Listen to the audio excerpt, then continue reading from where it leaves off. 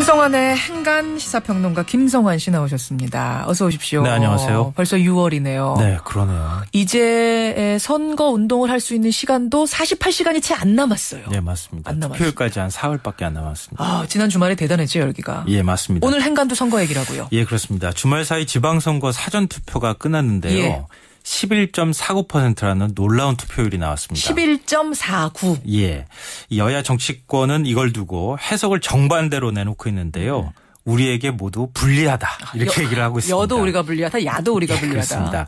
이 정치권의 엄살 정치 그 행가를 좀 살펴볼까 합니다. 어떻게 엄살을 부렸다는 얘기인가요? 이 새누리당부터 말씀드리면요. 예. 새누리당은 굉장히 불안한 상황이다. 이렇게 앓는 소리를 했는데요. 2030 세대 젊은 층의 투표율이 12.56%로 평균보다 높게 나왔거든요. 예.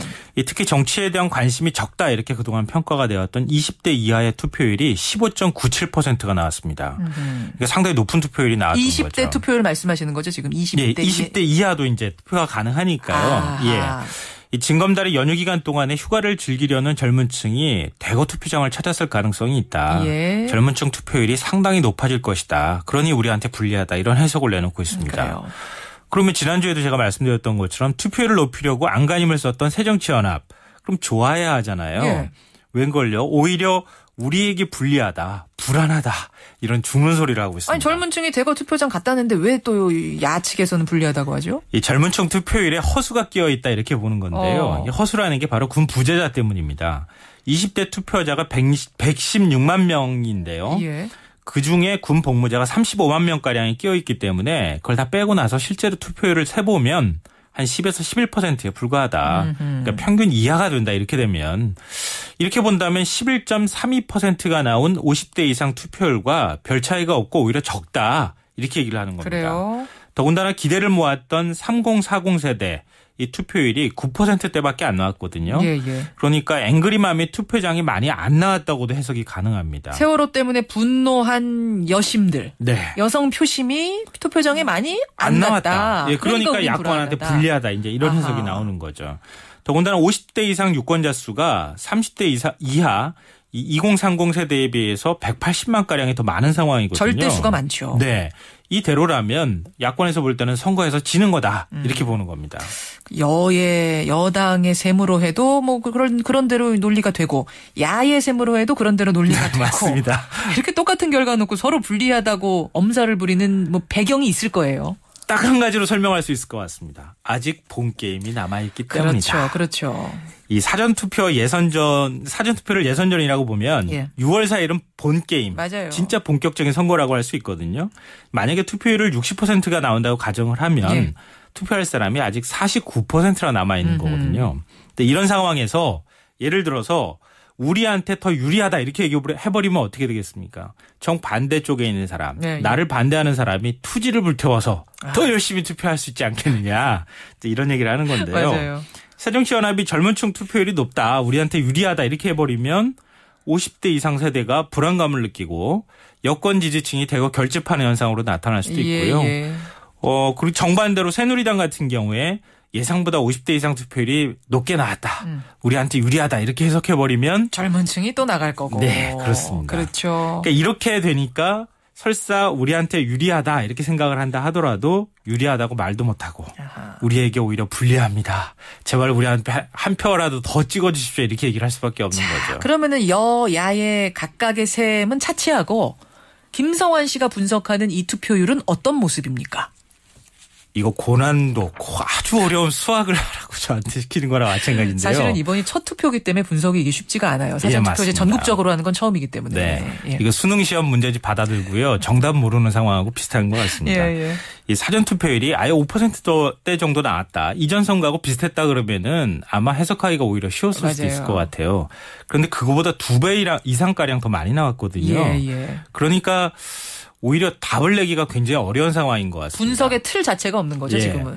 근데 기존에 언론이 분석하고 있는 그 분석 틀에 세 가지 질문을 좀 던져야 한다고 생각이 됩니다. 그게 뭐냐 하면요. 첫 번째로는 사전 투표율이 높다고 진짜 본 게임, 지방선거 투표율도 높을 거다라고 장담할 수 있을까 과연? 이런 건데요.